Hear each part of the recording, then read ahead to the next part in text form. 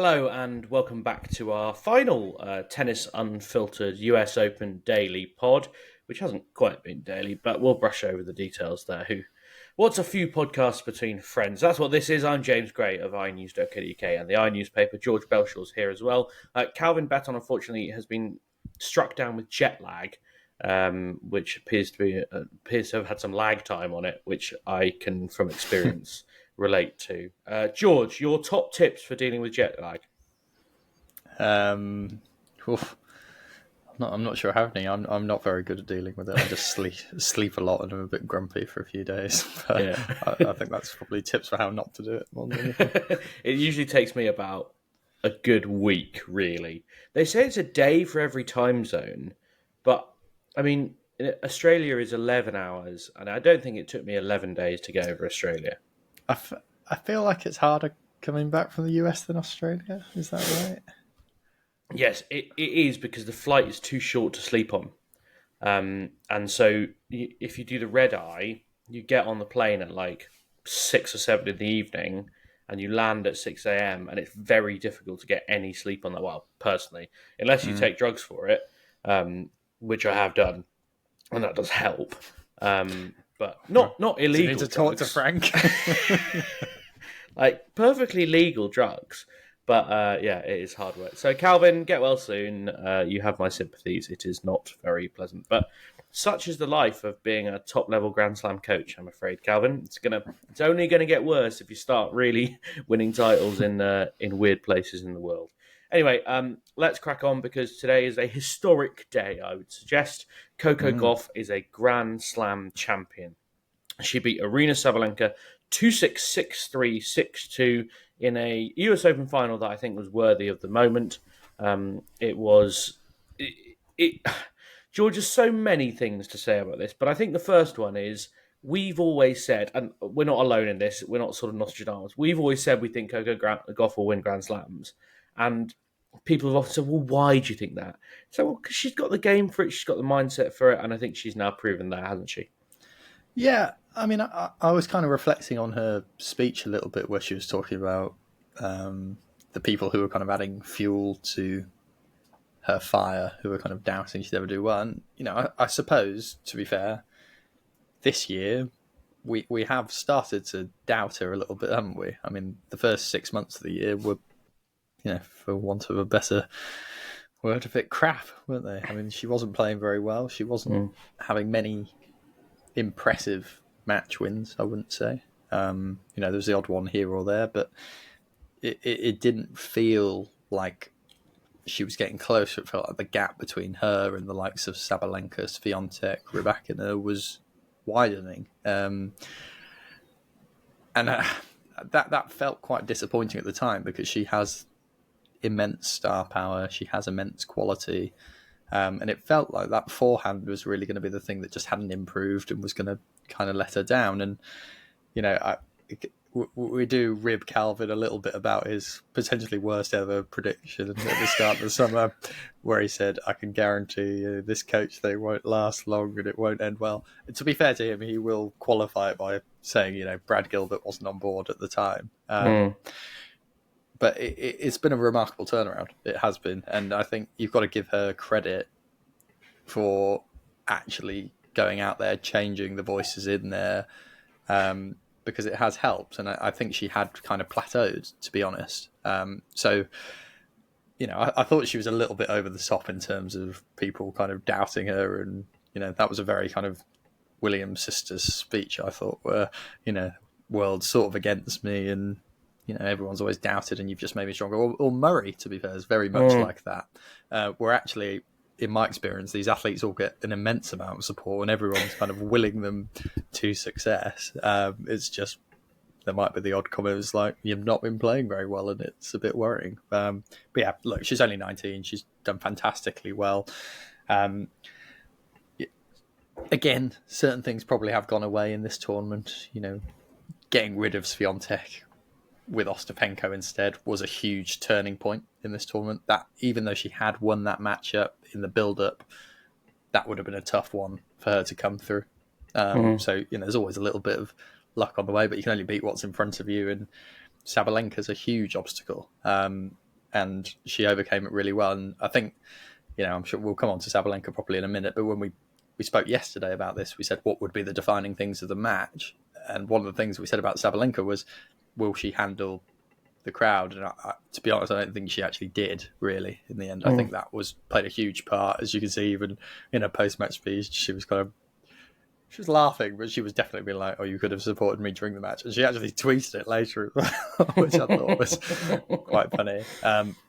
But yeah, well played to Coco. And it is, again, great news for tennis full stop, to have her getting over the line. And, hopefully this isn't a one-off and it's going to be 10 glorious years, 15 glorious years of Coco at the top of the game.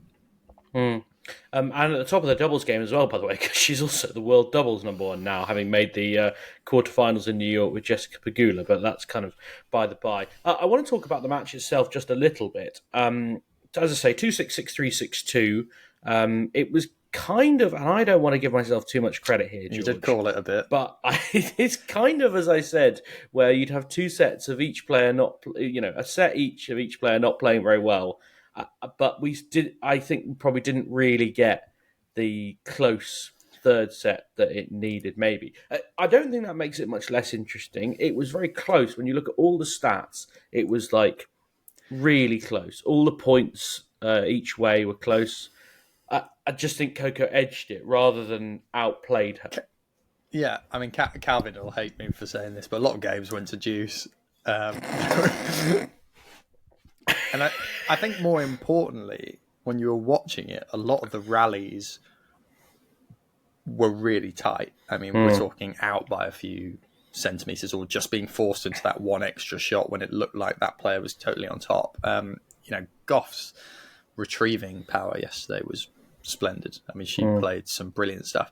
And even in that final set, Gauff raced into a 4-love lead, but you didn't quite feel she was there. Like, there'd been enough breaks of serve in the match to think nerves are coming in, and Sabalenka did get one of those breaks back, only then to lose her serve again, which, that was kind of the disappointment of the final set. You really wanted to just Sabalenka get hold of her serve and keep going. I mean, the first set, Gauff really, really struggled behind her first serve. I mean, I think she only won like 40% of points behind it, which is pretty low. And that swung to about 80 or 90% in the second set and Sabalenka's unforced errors crept up a bit, but that was the big stat that changed. It felt like Gauff, I don't know whether it was more Rafa-esque meticulous kind of planning on the serve, maybe thinking a bit more how she thought the point was going to go, or just finding her spots a bit better, loosening up, kind of sensing, this match is going to get away from me if I don't, really relax here and play my game. There's all sorts of things that can come in, but Sabalenka, by comparison, she didn't serve that well, and there were big moments in the second and third set where there was the odd double fault and quite a big point, taking it to 15-40 or something, kind of Sabalenka of old, not quite as dramatically, but, as Calvin would often say, and I'm trying to fill in for him a little bit here, your serve always goes in the biggest pressure moments. That's always the time it's hardest to make those big serves. And I felt that Sabalenka couldn't find a big first serve when she needed it. She missed a lot. She was trying to go big on the second serve a few times and not getting it right. It just wasn't a great day for her. But a tough atmosphere to play in. We said this. That crowd was always going to be vociferously behind Gauff, as it showed. And you've got to handle that, unfortunately. And it probably was a bit of a new experience for Sabalenka, and no doubt one she particularly enjoyed. I think it was just interesting. I was looking at the serve stats and kind of drilling down into them a bit. And, Sabalenka served, not exclusively, but she served a lot to the Gauff forehand, sorry. And I think I looked at that and thought, I don't think you've been... I mean, look, clearly everyone still thinks the Gauff forehand is something they can get after and something they can draw errors out of and something they're not scared of. But I just wondered whether there was any more of a game plan than, stick it to the forehand and see what happens. And there's something, again, about actually helping them become more solid if they know you're going to do that. You know, not to keep drawing comparisons to kind of Federer, Djokovic, Nadal and stuff, but Djokovic had a lot of success against Nadal over the years by being the first player who wasn't afraid to go into his forehand. You know, he felt, I can take this on with my backhand, and that was quite a strategic shift that made life a lot harder for Rafa, who was used to people coming to his backhand, which is still a very steady shot. He knew he can keep going in the rallies, and it felt a bit like that from Gauff's perspective. She knew she could keep going, she knew she could keep driving it, and she knew she had the athleticism to get to the other side when Sabalenka was trying to change it up and find the winner. So I think it's not such a bad shot now, or at least it's been masked to the extent that it can keep her in matches, and she's got so many other attributes that if you're not kind of finding your lines properly with those winners when you're trying to change it up to the other side, it might not end well for you. So I was a little bit surprised as well. I know we have spoken about the Gauff forehand being potential weakness, but I kind of feel like Sabalenka should be backing herself anyway. I feel, I think she kind of maybe moved a bit too far away from her own game at times. As you said, though, it was a lot of really close rallies. It was a lot of really close points. There really wasn't that much in it. If you watched every single point, there was a lot of tight stuff. It was two players playing pretty decent stuff. Just one of them had the better day. What do we expect from Coco Gauff going forward now? Because, that typically after someone wins a Grand Slam, especially someone who we've always expected to go and win a Grand Slam, it's like, well, how many more is she going to win? I suppose we look at the next slam as a hard court slam, and she will go in as one of the favourites, depending on how her indoor season goes. I mean, indoor tennis, she's generally played pretty well on that surface. Do you think she will arrive in Australia as one of the favourites, and rightly so? Yeah, I mean, she'll arrive as one of the favourites. It's nice to see that new women's big four now of kind of Sabalenka as world number one, which I know it's not the way she'd want to become world number one, losing the Grand Slam final, but that's still a big achievement for her. Then you've got Swiatek number two, who's still winning Grand Slams this year, still very, very consistent, even if she's dipped slightly from last year. Rybakina has kind of faded a little bit after quite a consistent start, but still playing big stuff as the number four. And then you've got Gauff, who's been in incredible form this summer on the hard courts. The challenge for her is to have a season-long set of consistency like that. I mean, that would be pretty hard. Winning 17 of every 18 matches is no mean feat. But she's got to do it consistently all season round. There's no real reason why there shouldn't be. She is a good clay court player. She has had good results on grass. I don't see it being such a shift for her to do well at every slam on paper if she can find this consistency. Do I think she'll necessarily go and win the Australian Open straight off? Not necessarily. I think there's still hard matchups out there for her on the tour. It'd be interesting to see kind of where she goes next with this new coaching setup as a whole. Brad Gilbert does seem to have wound her up a few times this tournament with some of the things he's been doing, and he is quite a big personality. But I hope she kind of makes it stick, this little thing. It seems to have worked really well over the summer, obviously. And, it'd be very Raducanu-esque to kind of break that up right now. But I think, we've always said she's very primed for success at this level. She's always had big matches at kind of junior level. She's always been in the spotlight, someone everyone has known about in tennis circles for a long time, and even beyond that from that kind of big Wimbledon breakout. So I don't think much will change for her in the same way it probably changed quite quickly for Raducanu. There will be a slight bit more, God, she's won the US Open, and there'll be a bit that comes with it, but she was already a pretty big star anyway, to be honest. Yeah. So I don't think that much will change. I think it's more about what Swiatek, Sabalenka and Rybakina do, because I think they're all going to be kicking around next season as elites of the game who can break through Gauff, and it could be quite a nice tussle if the four of them can start making semis of slams regularly as a group. We might be in prime Big Four territory. That's probably wishful thinking. Well, no, George, we like wishful thinking. It's nice to be optimistic while Calvin's not here. No, I'm joking. He's a consummate optimist when he needs to be. My last word on this is going to be Coco Gauff's words, where she said, "I want to thank people who didn't believe in me. A month ago, I won a 500 title. People said I would stop at that. 2 weeks ago, I won 1,000 title. People were saying it's the biggest title I would get. 3 weeks later, I'm here with this trophy now. I tried my best to carry this with grace, but honestly, to those of you who thought you were putting water on my fire, you really were adding gas to it, and now I'm burning so bright right now." And she actually said afterwards in press as well, she said that like 10 minutes before the match, she was just reading comments of people saying she wasn't going to win it to like wind her up. Is she more targeting just people online? Is this thing? I've not read many op-eds of her winning Washington, being like, she's won a 500, but that's it for Coco Gauff. I mean, it seems quite an odd. I think, yeah, that specific comment is basically aimed at idiots on Instagram, I think. But I mean, why not? She said whenever my parents tell me to do something, I always just do the opposite. So I've decided that's how I'm going to motivate myself. And look, Novak Djokovic, we talked about it before. He's someone, and he didn't invent siege mentality, but so many, Eddie Jones, Jose Mourinho, doesn't matter what sport you're in, that siege mentality is a very powerful motivator. There is almost nothing that the human brain likes more, certainly a competitive one, than being told it can't do it, because that's what you're built off as a competitor.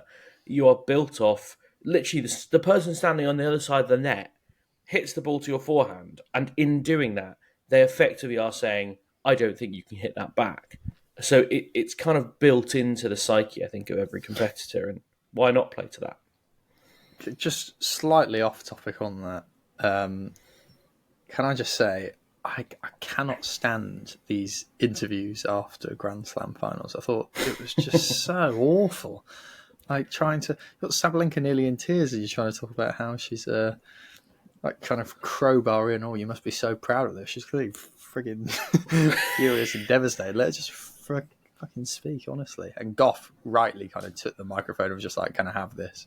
Yeah. And, gave her a bit. And that's where she said, those comments you've just said, James. But I just find it such a stunted way of hearing from people. They should just be able to speak naturally. And if they're not saying much, then ask a few questions. But it doesn't need to be such a leading thing in the first place, in my opinion. I think you can, yeah, there's a balance you struck, isn't it? And it's what Sue Barker was always brilliant at. Famously, she just gave Murray the mic when he won it at Wimbledon. But yeah, I think there is a place, if you get someone who doesn't have that kind of ability to construct a speech or something like that, then yes, I think there is a place for someone saying, oh, but what about this or what about that? But yeah, probably at the end Not of the with final. These two, really. Both. Yeah, yeah, they don't need much invitation to talk, either of them. So, yeah, probably not a problem.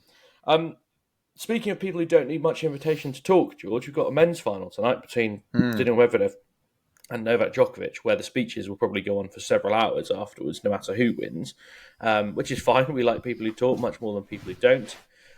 For me, there are three different elements to this men's final. There's the physical element, there's the emotional element, and then the tactical, technical element. I wonder if we might look at those three. I think if you break it down like that, I'm sort of starting to lean Medvedev, but I rather think that might just be wrong. Okay, let's do it one by one. So physically, you would hope. I mean, it's an interesting one physically. I mean, Novak doesn't seem to be showing many signs of particular waning. He can go through quite big, long matches still. He's obviously in incredible shape. I think probably in terms of movement, he moves a lot more naturally than Medvedev and covers the court more gracefully, if you like. But you sort of mentioned this yesterday, didn't you, about Medvedev, how you were impressed how he moved against Alcaraz. I think sometimes for the bigger guys, and I remember Kevin Anderson kind of talking about this, he was saying that he was almost taught to move wrong because he was too big and it didn't make sense to be doing that. And it can look a little bit jarring watching bigger guys kind of cross the court. And Medvedev is a bit of a... I think he's actually a pretty good mover considering his levers and what he kind of has to do. But yeah, it's not quite as compact and neat as like Novak, who's probably the archetypal perfect mover in some ways, in terms of how he gets around the court. But yeah, from a purely physical perspective, Medvedev's a fit guy. He's gone deep matches at this tournament many times before. I think mental's probably more important than physical for me for this one. I think they'll both be quite comfortable going into long, grueling rallies with each other. That's what they're expecting. It's more things like, it sounds a bit trivial, but where's the crowd going to sit immediately? How's that? It's not like the two of them are necessarily that immediate Roger or Goff, or, there will be people willing both on, I imagine, in there. It could be quite a 50-50 crowd, potentially. So that'll be interesting. And both have played the villain before. So, I wouldn't be surprised if there's quite a bit of chat with the umpire that then draws a bit of the crowd in there as well, and then it's about how you react to that. So I think that can kind of sit on a balance point as well. I can't remember what your third thing was. Tactical, James. technical, Tactical, tennis. Yeah, I think we've seen this match enough times to know that it broadly speaking is played out quite similarly, but there are the odd ones where someone does something a bit mental. And I've seen Djokovic play a lot of serve and volley against Medvedev, much more so than he's done before. I've seen Medvedev twat second serves at 125 miles an hour to try and throw Novak off. So the two of them have gone at these matches in stranger fashion before. What I would say is they have done that more in kind of best of three matches, I think.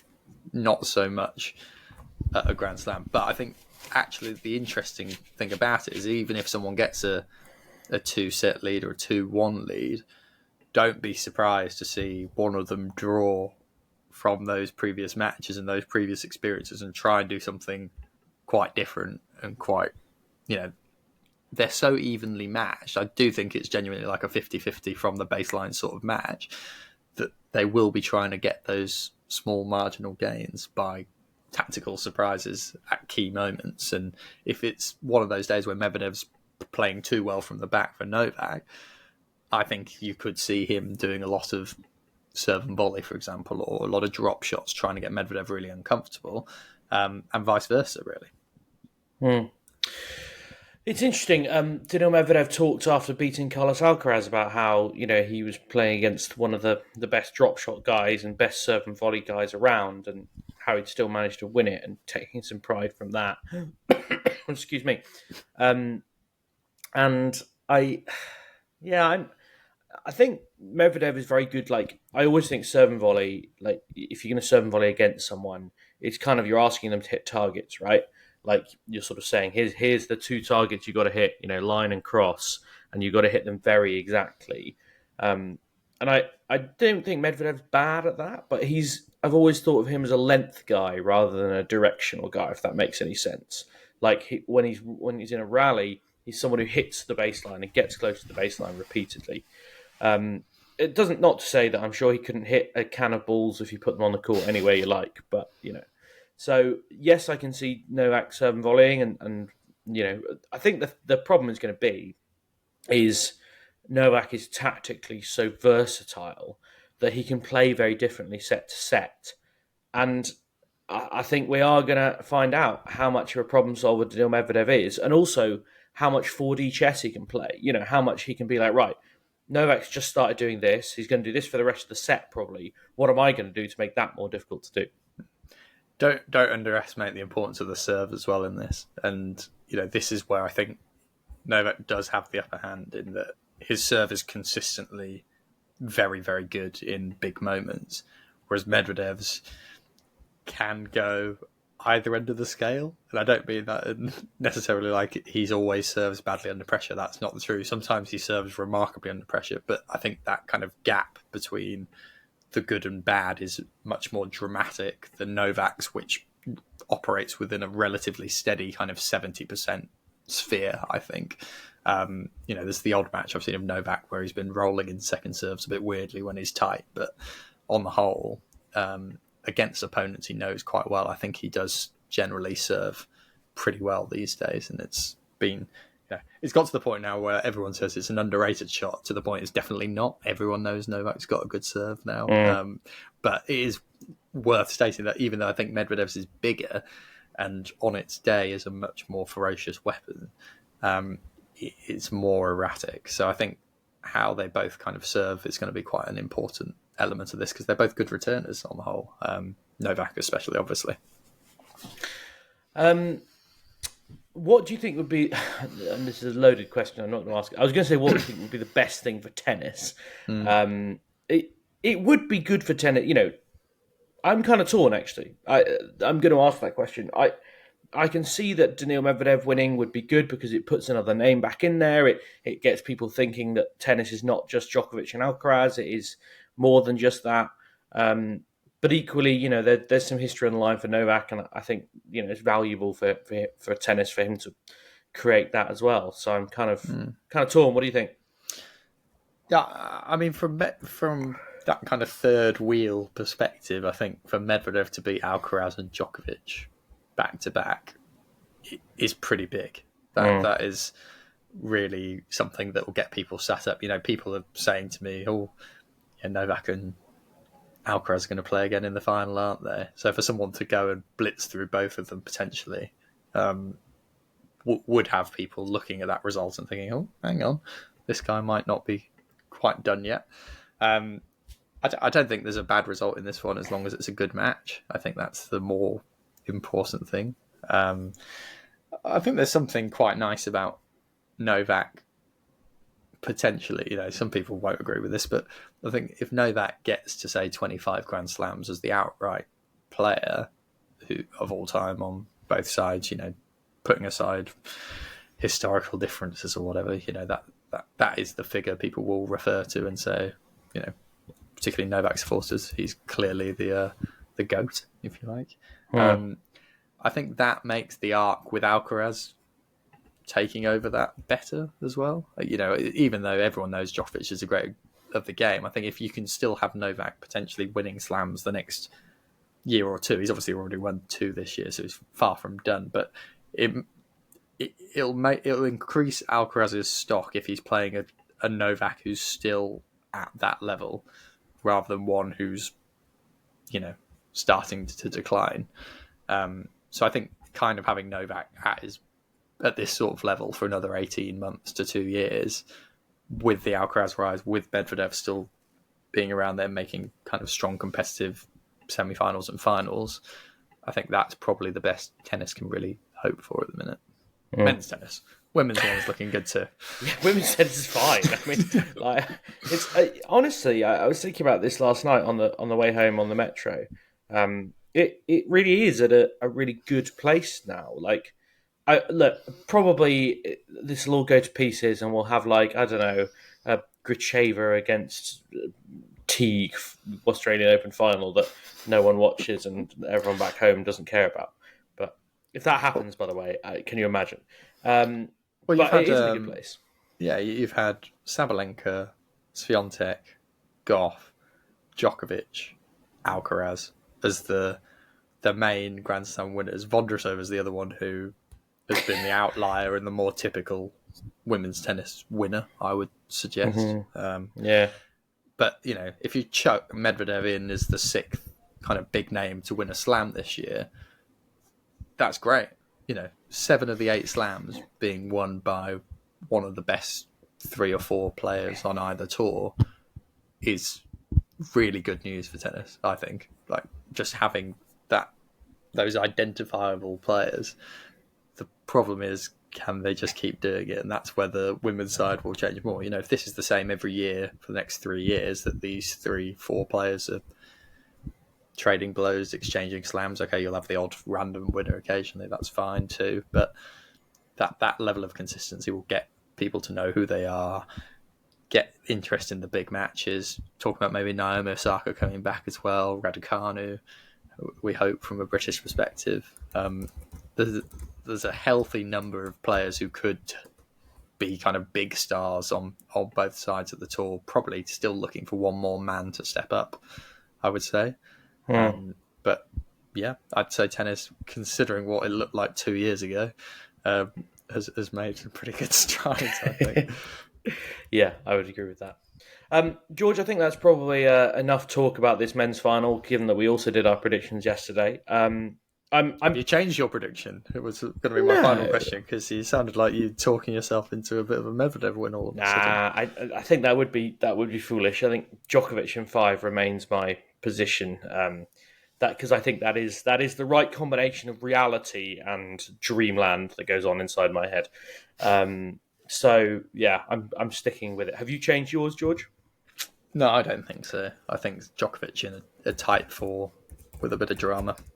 Yeah, we do love drama. That's all we've got time for. I hope you've enjoyed all these podcasts, whether you've been listening to them, whether you've been watching them on YouTube, which is a whole new thing. But lots of people have. Lots of people, and YouTube comments, it turns out, are a whole new world. I'm having a whale of a time having a look through them. Great fun. They seem to insult me less there and to go more on Calvin, which I enjoy. Right. It's like the opposite of the review world, I think. Well, we did get a lovely comment the other day on YouTube, which said that Calvin is the best. What was the word? He's the best podcast contributor anywhere. Which I thought was, I mean, it's big praise. We agree. We think he's great, obviously. Yeah, I mean, yeah, I wouldn't like to blow too much smoke, George. No, but he is good, isn't he? I mean, yeah. He's opinionated and knowledgeable, which I think is the ideal combination. Not to get too much past the fourth wall. Look, here. there's a reasonable chance he's actually going to listen to this, so can we not say too many nice things about him? He's fucking bald. He also fucked up the Gauff prediction, so... Yeah, but if you... I mean, I think you're going to have that argument tomorrow when we do our big wrap-up pod, I'm afraid. My favourite one, because we do... This is a very side note, George, but it wound me up on YouTube last night. I put subtitles on our YouTube videos because some people watch them on mute. But I actually don't quite have time to edit the subtitles for the fact that we're doing 35 minutes of podcasting every day for 2 weeks, which I then have to edit and then edit the video and then apparently I should be editing the subtitles as well. Because someone said, please proofread your subtitles. AI is good. The irony is his YouTube comment is filled with typos. AI is good to auto-generate subtitles, but a quick check would help in removing so many mistakes in them. To which I replied, here's your choice. Unproofread subtitles or no subtitles at all. Please let me know what you choose. So, you know what? Let us know in the YouTube comments. Would you prefer no subtitles or unproofread subtitles? And obviously, if you're listening on mute, then you'll have no idea what I'm saying because I'm not putting subtitles on. But I mean, I will put subtitles on because it's important. But yeah, there you go. There's my little rant over. We will see you all tomorrow when we will be in a brave new world, either where Novak Djokovic has won 24 Grand Slams or Daniil Medvedev has his second.